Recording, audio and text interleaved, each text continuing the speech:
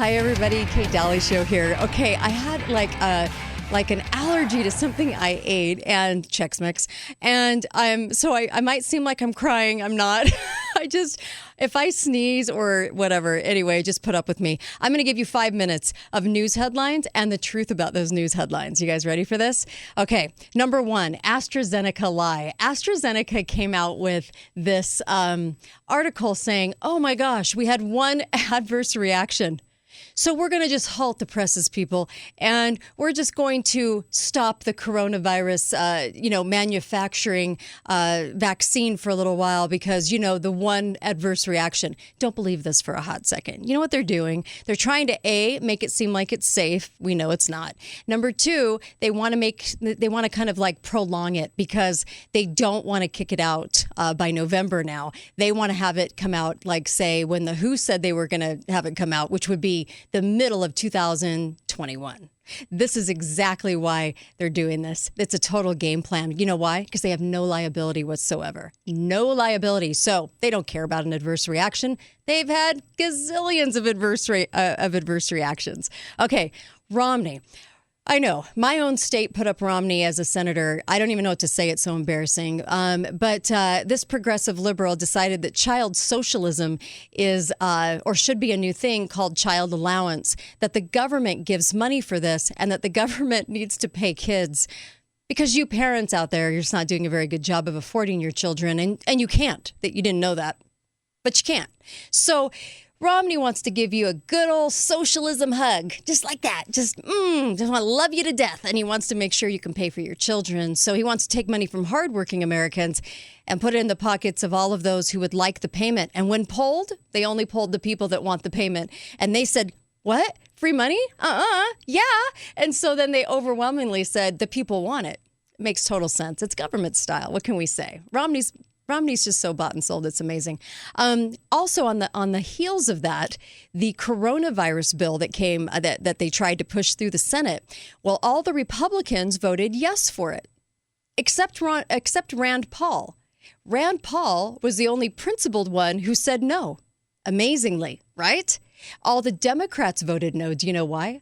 Because the Democrats didn't think it was enough money to take from hardworking Americans' pockets to give to everybody else for coronavirus. So what they decided to do was say it's too skinny. It's not enough. It's never enough for a Democrat. It's never enough for a progressive liberal. They want socialism at its finest. And so it wasn't enough, apparently. All right. So the CDC came out with their hey, kiddies, I know we're only the CDC and we're all about disease, except for the fact that we're kind of honing in on the Department of Education by telling kids to prepare a backpack for sleepovers. Like Uncle Milty said today, what is it, the sleepover virus? Anyway, sleepovers at the school without parents because of an emergency? What do they know that we don't know? Because nobody's questioning why the CDC is putting that out. Very weird. Target is wearing, they've got their peeps wearing those shirts, right, with their little Target badge that says can't breathe. Okay. And then also Black Lives Matters.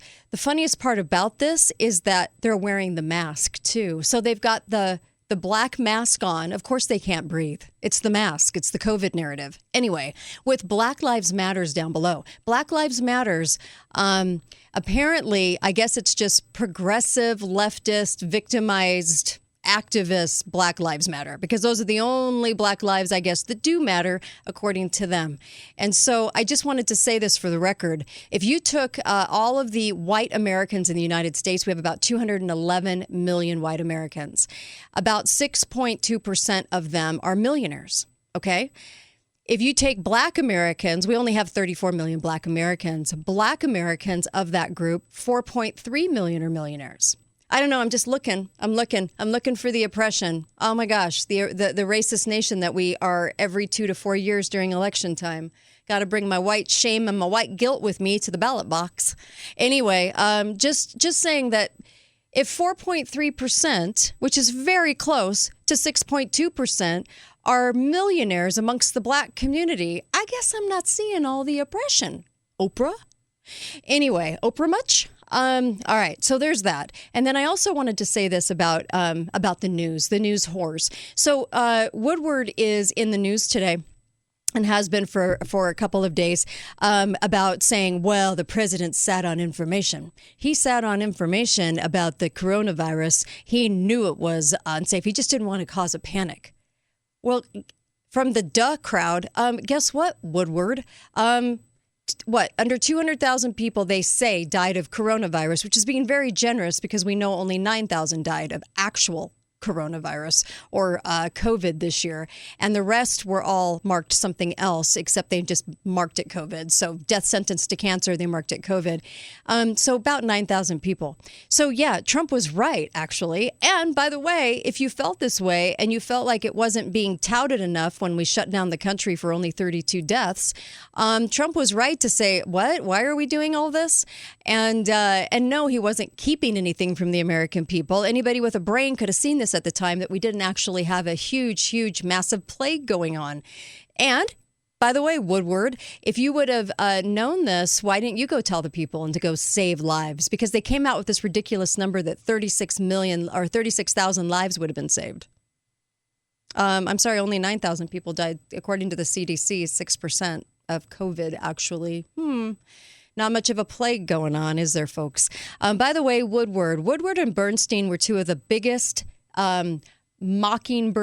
Project Mockingbird, CIA, media, journalism stooges that ever were. And they were served up on a platter with Deep Throat, who was the associate director of the FBI. I can't remember his title, Mark Felt. Anyway, this whole story was given to them. If you think that Woodward and Bernstein are some kind of American heroes, they're CIA stooges, just like Anderson Cooper and all the rest of the talking heads. They were trained up by the CIA. So that's not actually true. Woodward, anything Woodward comes out with, I don't think I'd actually believe. The AP, by the way, the AP is owned. There's two sources of information, the AP and Reuters. And both of them come out with all of our information. The AP is owned by the Rothschilds, Global Advisory Group. Yeah. The same Rothschilds that we talk about all the time. That nefarious cabal. Anyway, they're in charge of your news, and they came out with, we no longer hold these truths to be self-evident. And one of them was, the armed forces will not be involved in those elections, because they want the armed forces to be involved in elections. Medicine will be approved when science says it's safe and effective, not because a politician wants it approved before Election Day. Gee, was that a hit on Trump? Kind of not obvious enough. Anyway, the same people that are asking for this vaccine to be out like yesterday, that don't care about the testing and they just want to get it into your bodies, are the same people that are criticizing him for having it out soon. So you can't kind of win with this group. Anyway, anything you get from the AP, I know that there's a lot of editors and journalists out there that worship the AP. I'm not quite sure why. It's owned by Intrepid Partners and the Rothschild Global Advisory Group. So anything written by them goes to all of the newscasters across the country and all of the newspapers across the country. And that's why it has the same tone and tenor, verbiage and adjectives and story and angle and everything, is because all the news is copied now. It used to be where we had individual newspapers. Well, those were all out by the 80s, and now it's this kind of news. So I just wanted to make sure that you guys are aware of that. Also, the same group at the AP said 52% not for the COVID vaccine. Well, they also said a new poll paints a bleak picture of Americans' views toward the coronavirus pandemic. You mean bleak as in we're kind of figuring this whole thing out and that we've been totally played? Maybe. All right. Two more things. Windows. Why is it called Windows? Was it because they put a home in every single computer with an NSA backdoor that gets to spy on all of our data and take all that in? A window into our lives. Yeah. See, we thought it was opening up windows on our computer. No. It was just giving them a window into our computer is what that basically was. Why is it that we never heard anything more about George Floyd's cop killer? The cop killer, they said, killed George Floyd. I'm sorry. Why is that? Why have we never heard a peep about it? Why do we never hear about Venezuela? I thought that they were all dying, and of course, they could be. They're a very social. Oh, that's right. We don't want to show a socialism country in dire straits right before an election. Then you would not vote for all these people. Anyway, so there's that. But why do we not talk about North Korea anymore? Weren't North Koreans being killed and fed to dogs and everything else? And all of a sudden, what, they're not? It's kind of surprising what drops out of the headlines. Didn't Obama tell us over and over and over again? And Hillary wanted to go in after Assad on that total lie to Syria. Why was Assad all of a sudden turned into a monster and today he's not? See, in the last 4 years, we haven't had a major coup on a country where we took out their leader and killed him. Surprisingly, I know. Right? We even haven't had a school shooting either. Isn't that kind of amazing? A false flag. We haven't had one of those either. So just some news to kind of get you rolling on your Thursday. But I wanted to make sure and at least give you a couple of things to think about. The Black Plague 2020, of course, the COVID-19. I call it the Black Plague for censorship. I know we live in America. It just kind of feels like China. Anyway, I have to kind of rename it to get past the censors. But should it be called medicine? I don't think it should be called medicine anymore. I really don't. Anyway, just a couple of things to keep on your radar. And by the way, why is Mark Zuckerberg the new spokesman for the media on elections? Who? Why? Why Mark? Why the face of Facebook? I don't know. Why does Pelosi keep telling people why Biden can't debate?